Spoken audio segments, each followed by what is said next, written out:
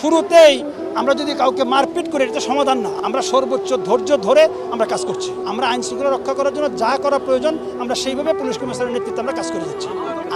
আমরা তো কখনোই বলি নাই যে ছাত্রদেরকে আমরা লাঠিচার্জ করবো বা মারবো, এই ধরনের কোনো কথা আমাদের কোনো সদস্য বলেছে বলে আমার মনে পড়ে না।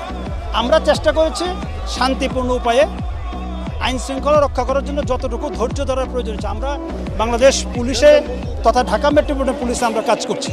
পুলিশ কমিশনার স্যারের নির্দেশ মোতাবেক আমাদের প্রত্যেকটি সদস্য আমরা যেই লেভেলেই থাকে কেন পুলিশ কমিশনার স্যারের নির্দেশে আমরা কাজ করে যাচ্ছি। আইন শৃঙ্খলা রক্ষা করার জন্য যা করা প্রয়োজন আমরা সেইখানে তাই করছি। আপনি যদি মনে করেন যে শুরুতেই আমরা যদি কাউকে মারপিট করি এটা সমাধান না। নগদের কাছে সব গ্রাহকই প্রিয়, তাই তো সারা দেশে ক্যাশ আউট চার্জ সবচেয়ে কম।